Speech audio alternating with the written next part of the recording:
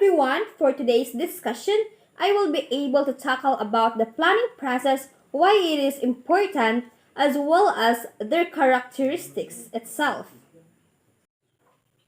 At this point, we will define first what is planning process.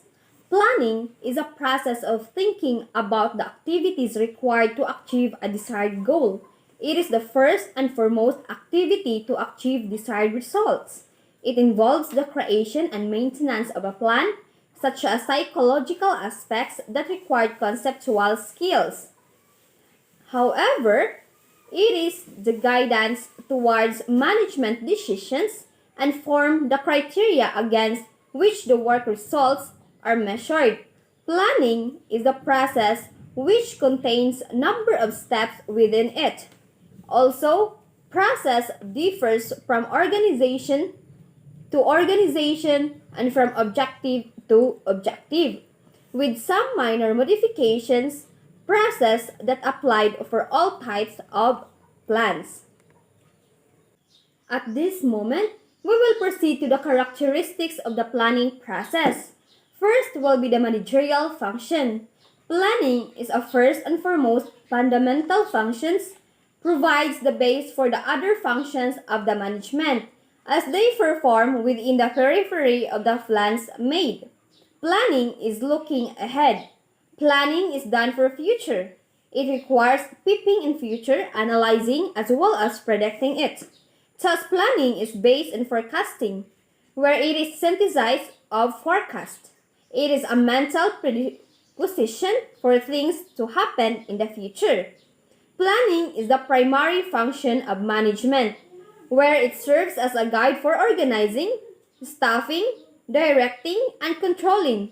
All the functions of management are performed within the framework or plans laid out. Therefore, planning is the basic or fundamental function of management that is designed for efficiency and leads to accomplishment of wasted of resources and ensures adequate and optimum utilization that is form of resources. A plan is worthless or useless if it does not value the cost incurred on it. Therefore, planning must lead to saving of time, effort, money, methods to proper utilization. The second one will be the goal-oriented, where it focuses on defining the goals of the organization, identifying alternative courses of actions, and deciding the appropriate action plan, which is to be taken for reaching the goals. However, planning is goal-oriented where made to be achieve desired objective of business.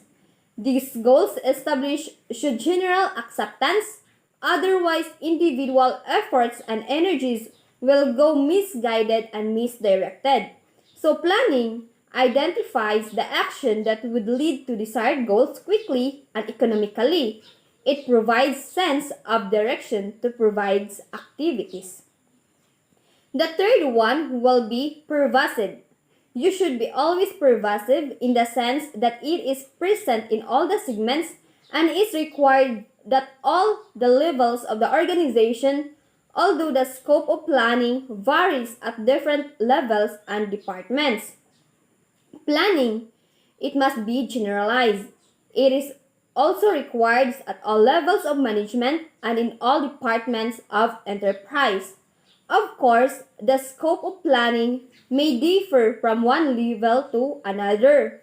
The top level may be more concerned about planning the organization as a whole, whereas the middle level may be more specific in departmental plans and the lower level plans implementation at the same time. And now let's proceed to the next characteristic, which is futuristic. In the process of planning, we take a sneak peek of the future. It encompasses looking into the future to analyze and predict it so that the organization can face future challenges immediately. Planning is flexible. Planning is done for the future. Since future is unpredictable, planning must provide customers' demand, competition, government policies, and others. Under changed circumstances, the original plan of actions must be revised and updated time to time to make it more practical. The last characteristic to pursue in planning process will be the decision making. Decisions are made regarding the choice of alternative courses of action that can be undertaken to reach the goal. The alternative chosen should be best among all, with the least number of the negative and highest number of positive outcomes. Planning involves choice and decision making, where it is essentially involves choice among various alternatives, where therefore, if there is only one possible course of action, there is no need planning because integral part of planning, the decision making, will be surrounded by the manager a number of alternatives. A manager will be the one who pick the best depending upon requirements and resources of the enterprises. In conclusion, planning will be the process that is concerned with setting objectives, targets, and formulating plan to accomplish them. The activity helps managers analyze the present condition to identify the ways of attaining the desired precision in the future. So that's all the information that I obtained from the planning process. I hope you will learn something new. That's all, and thank you. God bless.